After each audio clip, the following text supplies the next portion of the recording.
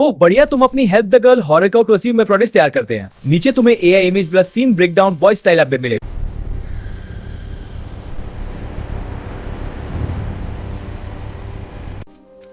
क्या तुमने वो आवाज सुनी? डर लग रहा है पर चलते हैं आगे। एक भयानक रात, दूर उसे एक आग जल, लेकिन जैसे ही वह पास पहुंची, अब क्या करे आनिया, फैसला आपको करना है।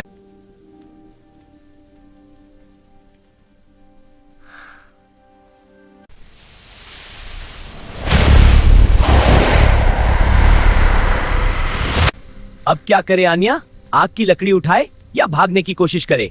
फैसला आपको करना है। अगर यह नाटक आपको कुछ अच्छा लगा हो तो कृपया लाइक करें, सब्सक्राइब करें और अपना प्यार बनाए रखें। गरीब सास की 5 बहुओं की सफलता। जी उठिए ना, आप मुझे और हमारे बच्चों को इस तरह से बीच मझधार में यूं अकेला छोड़कर नहीं जा सकते। हे भगवान, ये क्या हो गया?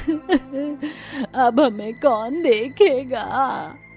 गरीब जानकी की आंखों के सामने उसके पति बुधन की लाश होती है। अपनी जान जोखिम में डालकर बुधन 2 वक्त की रोटी कमाने के लिए बिजली के लिपटी नंगे तारे ठीक करता है, जिसने आज उस गरीब की जान ही ले ली। तभी जानकी के 5 बेटों में से अखिलेश उसके आंसू पोंछता है। माँ रो मत माँ, मैं हूं ना, मैं कमा कर खिलाऊंगा तुम्हें और अपने भाइयों को।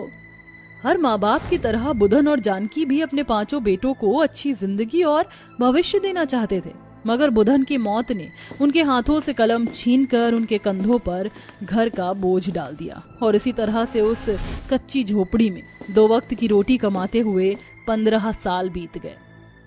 समय है कि अब मैं अपने 5 बेटों की शादी के बारे में सोचूं। जय राम जी की जानकी बहन। आइए पंडित जी, ये रही मेरे 5 बेटों की तस्वीर, जिनके लिए आपको लड़की ढूंढनी है। बहन जी, आपके बेटों के लिए लड़कियां तो मेरी नजर में हैं, जो बड़ी ही संस्कारी और सुशील हैं, मगर वो बड़े ही गरीब घर से हैं, इसीलिए उनके पिता दान दहेज नहीं दे पाएंगे।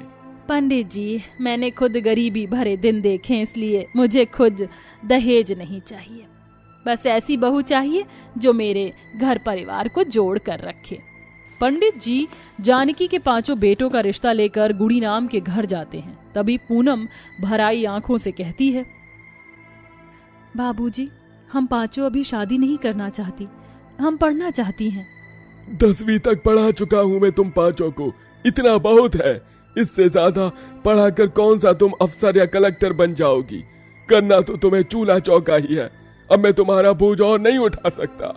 गुड़ीराम की बातों में भरी कड़वाहट के पीछे छिपी थी उसकी चिंता, क्योंकि जिस समाज में वो जी रहा था उसमें एक गरीब के लिए जवान बेटियों को घर बिठाकर रखना, हर दिन 100 ताने, बातें और गालियां खाना था।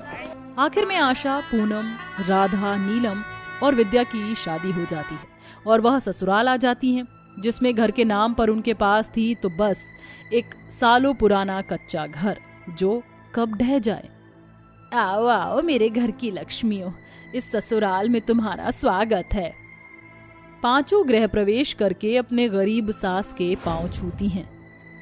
जुग जुग जीती रहो मेरे घर की लक्ष्मियों। जानती हूँ मेरा घर बहुत छोटा है, मगर जो है यही है। फिर शादी की रात पूनम अखिलेश से कहती है, अखिलेश जी, मैं इतनी जल्दी शादी नहीं करना चाहती थी, मैं पढ़ना चाहती हूँ, मगर सब खत्म हो गया। पूनम, रो मत।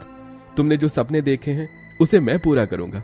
जानती हो पूनम, घर की जरूरत को देखकर हम भाई बहुत छोटी उम्र से कमा रहे हैं।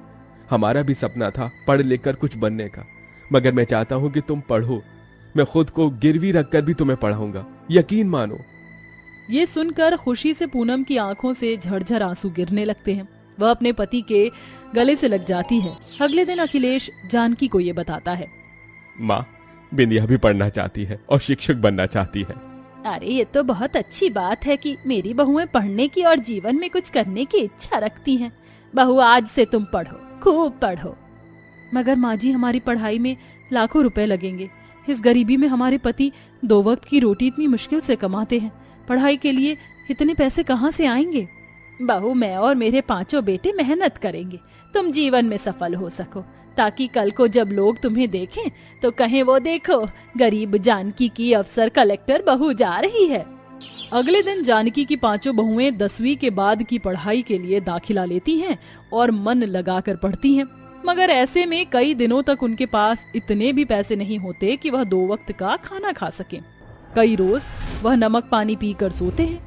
पैसे के बलबूते पर जहां अमीर सफल पर सफल होते चले जाते हैं, वहीं एक गरीब को भूख की आग में तपना पड़ता है। समय बीतता है और 2 साल बाद वह 12वीं पूरी करती हैं। पूनम दीदी, अब तो हम पांचों बहुओं ने 12वीं कर ली, मगर आगे कॉलेज की फीस भरने के लिए एक जन की फीस 10,000 है। मतलब हम पांचों की फीस 50,000 रुपए। इतने पैसे कहाँ से आएंगे? क्यों ना हम तीनों घर में कोई छोटा मोटा काम कर लें। अभी तो हमने सिर्फ अपनी सफलता की पहली सीढ़ी पार की है। अब हम पांचों को अपने पति और अपनी गरीब सास के साथ कुछ करना होगा। पैसे जोड़ने के लिए विद्या घर में ट्यूशन देने लगती है। पूनम और राधा घर की जिम्मेदारियां देखती हैं और आशा नीलम नौकरी पर लग जाती हैं। पूनम बहू, राधा बहू, मैं कोटा जा रही हूँ, गेहूं चावल मिलने वाला है। रुकिए माँ जी, राशन हम दोनों ले आते हैं। पहले ही आप हम बहू की पढ़ाई लिखाई का बोझ उठा रही हैं। पूनम बहू, तुम पांचों को पढ़ना लिखना तुम्हारी इस गरीब सास के लिए बोझ नहीं बल्कि खुशी है।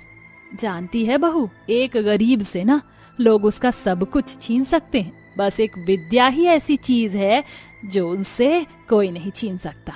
तुम्हारे ससुर जी के जाने के बाद मैंने बहुत दुख देखे हैं। अगर पढ़ी लिखी होती तो खुद कोई काम करके अपने पांचों बेटों को पढ़ाती लिखाती और उन्हें पालती पोसती, तो आज मुझ गरीब माँ के बेटे मजदूर ना होते, बल्कि वो भी कलम की कमाई खा रहे होते।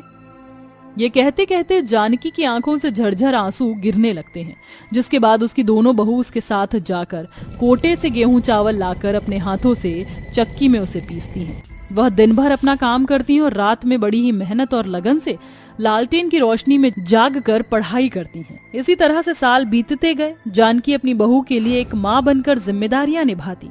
साल बीतते गए। फिर एक दिन उन्हें लेटर आता है। आशा बहू, देखना तेरे लिए एक चिट्ठी आई है। मेरे लिए माँ जी? जैसे ही आशा वह चिट्ठी खोलकर पढ़ती है, उसकी आंखों में आंसू भर आते हैं। क्या हुआ? क्या लिखा है इसमें? माँ जी, मैं अफसर बन गई माँ जी। आशा अपनी सास के पैर छूती है और पहली पोस्टिंग के लिए चली जाती है। जानकी की बाकी चारों बहू भी अपनी मेहनत में लगी होती हैं। पूनम तड़के भोर 4 बजे से ही दौड़ लगाती, विद्या नेट की परीक्षाएं देती और नीलम लॉ पढ़ती। वहीं राधा कलेक्टर की पढ़ाई करती और आखिरकार उनकी मेहनत से उन पांचों को अपनी मंजिल मिलती है और पांचों एक साथ लौटती हैं। पूनम पुलिस की खाकी वर्दी में, वहीं नीलम वकील के काले कोट में, विद्या शिक्षक के रूप में और राधा और आशा अफसर और कलेक्टर बनकर बहुत से तोहफे लेकर लौटती हैं। प्रणाम माँ जी, कैसी हैं आप? मेरे घर की लक्ष्मियां लौट आई। तुम पांचों की सफलता देखकर आज मैं बहुत खुश हूँ। माँ जी, आपने और हमारे पति ने हमारे लिए जो कुछ भी किया है, उसके लिए हमारे पास कोई शब्द नहीं जो हम कह सके, मगर ये तोहफा आप सभी के लिए। जैसे ही जानकी डब्बा खोलती है, उसमें बड़ी महंगी साड़ी होती है। माँ जी, कैसी लगी ये साड़ी? बहुत बहुत अच्छी है। तो फिर ये फटी हुई साड़ी उतारकर आप इसे पहन लीजिए। जानकी अपनी बहू का दिया वह साड़ी पहन लेती है। उसकी आंखों से बस आंसू बहते जा रहे थे।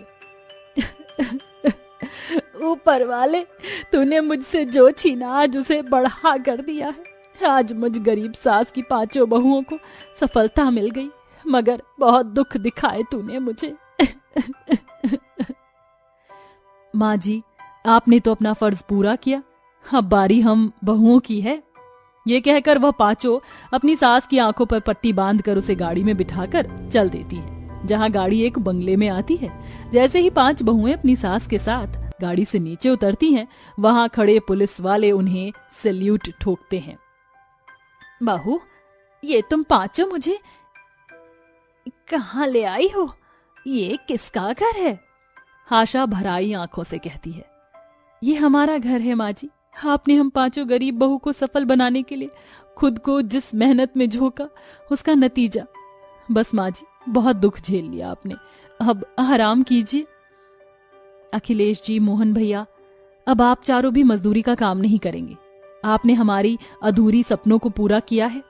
हम गरीब हुए इस सफलता की जिस सीढ़ी पर खड़े हैं वो आपके और सासू माँ की वजह से ही है। इसके बाद वह पांचों पैसे लगाकर अपने पतियों का भी व्यापार खुलवाती हैं। आज जो कोई जानकी के पांचों सफल बहुओं को देखता है वह उसकी खूब प्रशंसा करता है। ये उनकी मेहनत और लगन ही थी जिसने एक गरीब सास की बहुओं को इतना सफल बनाया था। विवेक, देखो ना, देवर जी के सर पर ये दूल्हे का सेहरा कितना सज रहा है, कितने सुंदर लग रहे हैं। तारा, सारा प्यार अपने देवर पर अभी लुटा दोगी? बारात निकलने को तैयार खड़ी है। इतने में तारा की आंखें भीग जाती हैं।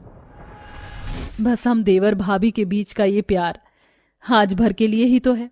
कम से कम मुझ भाभी को अपनी प्यारे इकलौते देवर से एक आखिरी बार लाड तो लड़ा लेने दो। कल से तो देवर जी कविता की सुनेंगे। ऐसा कभी नहीं होगा भाभी, आप और भैया मेरे लिए मेरे भगवान हैं। यही तो सुनना था मुझे देवर जी। असल में तारा अपने देवर से यही सुनने के लिए मक्खन लगा रही थी। इसके बाद कविता से चंदन की शादी हो जाती है और देवरानी बनकर वो ससुराल आती है। हाओ देवरानी जी, तुम्हारा स्वागत है। कलश को गिराकर गृह प्रवेश करो। गृह प्रवेश करके कविता चंदन के साथ कमरे में चली जाती है। कविता, तुम्हें तो पता है पिछले 5 साल पहले ही माँ बाबूजी चले गए। भाभी भैया मेरे लिए भगवान के जैसे हैं, मैं उन्हें पूजता हूँ। चंदन जी, मैं आपसे कुछ कहना चाहती हूँ। मैं आगे पढ़ना चाहती हूँ। मेरा सपना है कि मैं वकील बनूं। कविता, मैं खुद तो ज्यादा पढ़ा लिखा नहीं हूँ, छोटी मोटी नौकरी कर रहा हूँ, मगर अगर तुम वकील बनना चाहती हो तो मैं तुम्हारे सपने में तुम्हारे साथ खड़ा हूँ। अगले दिन ये बात चंदन विवेक तारा को बताता है। भाभी, विवेक भैया, कविता वकील बनना चाहती है। अरे, ये तो अच्छी बात है, आज के जमाने में खुद के पैरों पर खड़ा होना। अगर मेरी ये 2 कौड़ी की देवरानी वकील बन जाएगी तो कहीं ये बंगला गाड़ी सब कुछ हड़प ना ले। पर विवेक, देवरानी जी को वकील क्यों बनना है? फिर घर की जिम्मेदारियां कौन संभालेगा? मैं पढ़कर भी अपनी सारी जिम्मेदारियां निभाऊंगी जेठानी जी। इसके बाद कविता LLB में एडमिशन ले लेती है, मगर दूसरी तरफ उसकी जेठानी इस बात से बहुत जलती है। ये कल की आई मेरी 2 कौड़ी की देवरानी समझती क्या है? खुद को बड़ी वकील बनने ऐसी चाल चलूंगी कि वकील बनने का ख्वाब खाक हो जाएगा। अपनी गरीब देवरानी का काम बढ़ाने के लिए तारा सारे बर्तन सिंक में डाल देती है और बर्तन धोने के साबुन में पानी डाल देती है। अब आएगा मजा। देवरानी जी, अरे ओ देवरानी जी, जल्दी से यहां आओ। बेचारी कविता आधे में ही पढ़ाई छोड़कर आती है। जी जेठानी जी, आपने बुलाया? ये सब क्या है? अभी तक गंदे बर्तन सिंक में पड़े हैं, इन्हें कौन मांजेगा? तुम्हारी माँ? पर मैंने तो सारे बर्तन धो दिए थे। तो तुम कहना चाहती हो मैंने ये जानबूझकर किया है? हाँ, और ये सब तुम्हारे गरीब बाप ने अपने घर से नहीं भिजवाया है जो इसे पानी में गलने के लिए छोड़ दिया। अब जल्दी जल्दी काम निपटाओ वरना तुम्हारी किताबें फाड़कर फेंक दूंगी। गरीबी का ताना देकर सुनाकर बेचारी कविता की आंखों से टप टप आंसू गिरने लगते हैं। वह काम में लग जाती है। उस दिन से जब भी वह पढ़ने बैठती, तारा उसे कामों में उलझा देती। हरि ओ महारानी, कहाँ मर गई? जल्दी से यहाँ आ। जी जेठानी जी। जल भुनकर अपनी गरीब देवरानी के हाथों से उसकी किताबें वो छीन लेती है। जब देखो मरजानी किताबों में घुसी रहती है। मुझे कटहल की सब्जी खाने का मन है, जा जाकर कटहल काटकर सब्जी बना। खाना बनाते हुए कविता कहती है, जेठानी जी के इस बर्ताव के लिए चंदन जी से बात करूं? नहीं नहीं, ऐसा ना हो कि मेरी वजह से ये घर टूट जाए। कुछ दिनों बाद तारा प्रेग्नेंट हो जाती है। विवेक, तुम पापा बनने वाले हो। क्या सच में तारा? आज मैं बहुत खुश हूं। अब मेरे पास सही हथियार है। इतने दिनों में जो मैं नहीं कर सकी वो मेरा होने वाला बच्चा करेगा। मेरी इस 2 कौड़ी की देवरानी को इस घर से बेदखल। तारा हर दिन अपने पति के कान भरने लगती है। फिर एक दिन, हरि ओ मेरी गरीब देवरानी, चले पढ़ाई लिखाई छोड़कर मेरे लिए जूस बना कर ला। भाभी, दिन भर तो आप बेचारी कविता से काम करवाती हैं, वो पढ़ेगी कब? तभी तारा अपने पति विवेक के आगे झूठ मूठ में रोती है। देख लो जी देवर को, मैंने अपने बेटे की तरह माँ जी बाबू जी के जाने के बाद छाती से लगा कर पाला, वो आज कितना बदल गया। क्यों रे चंदन, एक तो तू खुद कमाता धमाता है नहीं, दोनों मियाँ बीवी मेरे टुकड़ों पर पल रहे हो। निकल जाओ इस घर से। इस घर की एक एक ईंट मैंने अपने पैसों से लगाई है, मैंने खड़ा किया है ये घर। चंदन रोते हुए कविता के साथ घर से निकल जाता है और बाहर एक झोपड़ी डालकर रहने लगता है। चंदन जी, मुझे नहीं बनना वकील, अब मेरा सपना नहीं रह गया। अब से मेरी जिंदगी आप पर शुरू और आप पर खत्म है। नहीं कविता, मैं चाहता हूं कि तुम वकील बनो। देखो कविता, कल तक मैं एक हरे भरे बड़े पेड़ की टहनी था, जो कि आज उससे कट चुका हूं, छट चुका हूं। अब मेरा वजूद एक गरीब का है, मगर मैं तुमसे वादा करता हूं, मैं खूब मेहनत करूंगा। चाहे मुझे अपने आप को गिरवी भी रखना पड़े, तो भी मैं तुम्हारे सपने को पूरा करूंगा। तुम बस पढ़ाई करो। ये सुनकर कविता फूट फूट कर रोने लगती है और पढ़ती है। वहीं चंदन 2 वक्त की रोटी कमाने के लिए गरीब मजदूरों के बीच ईटा भट्टी में काम करता, तो कभी कोयले के खादान में, जिसके चलते उसके कंधे रोज जख्म से छिल जाते। अजी बस, आपको इतना दुख तकलीफ देकर मैं अपना वकील बनने का सपना पूरा नहीं कर सकती। कविता अपने पति को वो काम करने से तो मना कर देती है, पर खुद हिम्मत नहीं हारती और दर्जी का काम शुरू कर देती है। वह दिन भर लोगों के कपड़े सीती, रात में अपनी झोपड़ी के बाहर रोड पर लगे लाइट की रोशनी में पढ़ती। वहीं उसकी अमीर जेठानी की जिंदगी ऐश भरी बीतती। कविता अपनी परीक्षा तो देती, मगर वह फेल हो जाती। उसकी जेठानी उस पर खूब हंसती। हो गया सपना पूरा, बन गई वकील, मेरी गरीब देवरानी। अपनी औकात से बाहर सपने देखोगे तो यही होगा ना। एक गरीब को सपने अपनी औकात के हिसाब से देखने चाहिए थे। तुम दोनों की जिंदगी ना इस झोपड़ी में ही बीत जाएगी। तारा के दिए ताने कविता के हौसले को तोड़ने की जगह और मजबूत कर देते हैं। वह फिर से पढ़ाई करके परीक्षा देती है, जिसके बाद वह पास हो जाती है। मगर जिंदगी कब किसे बुरा वक्त दिखा देती है, ये कोई नहीं जानता। अचानक से तारा के पति विवेक के बिजनेस पर एक बड़ा स्कैम लगता है। पुलिस उसे गिरफ्तार कर लेती है। इंस्पेक्टर, मेरे पति ने क्या किया है? क्यों बंद किया है इन्हें? घूसखोरी की कमाई खाता है ये, स्मगलिंग के धंधे चलाता है। नहीं, ये सब झूठ है। मैं आपको यकीन दिलाती हूँ, ये बेकसूर हैं। मैडम, सफाई देने से काम नहीं चलने वाला, कानून सबूत मांगती है। जाओ जाकर काले कोट वालों को लेकर आओ, खड़ा करो वकील और छुड़ा लो इसे, मगर तब तक तो इसे जेल की रोटी ही तोड़नी पड़ेगी। अपने पति को बचाने के लिए तारा बहुत से वकील से बात करती है। मिस्टर चौटरानी, आप शहर के सबसे बड़े वकील हैं, फिर भी आप मेरे पति का केस लेने से मना कर रहे हैं। देखिए तारा जी, आपकी तकलीफ मैं समझता हूं, मगर ये केस हमें हर सूरत में हारना पड़ेगा, क्योंकि सारे सबूत आपके पति के खिलाफ है। इसलिए हम ये केस जीत नहीं सकते। अब आपके पति को कोई नहीं बचा सकता, और अगले 2 दिन में आपके घर की नीलामी भी हो जाएगी। तारा की हिम्मत चारों तरफ से टूट जाती है। आखिर में उसे अपनी गरीब देवरानी याद आती है। वह आंखों में आंसू लिए आती है। देवरानी जी, मेरे पति को बचा लो, मैं हाथ जोड़कर तुम्हारे आगे भीख मांगती हूँ। मेरे पति ने कोई जुर्म नहीं किया, फिर भी कोई भी वकील उनका केस लड़ने को तैयार नहीं है। उठिए जेठानी जी, मत रोइए। ऐसी हालत में आपका रोना ठीक नहीं है।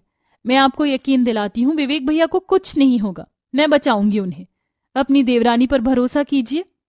कविता अदालत से दरख्वास्त करके केस अपने अंडर में लेती है और फिर दोनों देवरानी जेठानी सबूत जोड़कर कोर्ट में पेश करती हैं, जिससे दूध का दूध पानी का पानी हो जाता है। कोर्ट विवेक को बाइज्जत बरी कर देती है, जिसके बाद अपनी गलतियों के लिए तारा अपनी गरीब देवरानी के पैरों में गिर जाती है। मुझे माफ कर दो देवरानी जी, मैंने तुम्हारे साथ बहुत गलत किया। विवेक, मैंने तुमसे झूठ बोला था ताकि तुम देवर देवरानी जी को घर से निकाल दो। मैंने एक परिवार तोड़ दिया। घर चलो देवरानी जी, वो घर जो तुम्हारा अपना है, जहां तुम देवर जी की दुल्हन बनकर आई थी।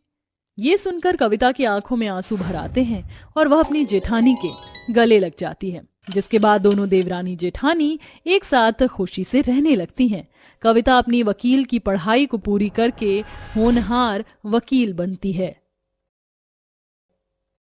अगर यह नाटक आपको कुछ अच्छा लगा हो तो कृपया लाइक करें, सब्सक्राइब करें और अपना प्यार बनाए रखें।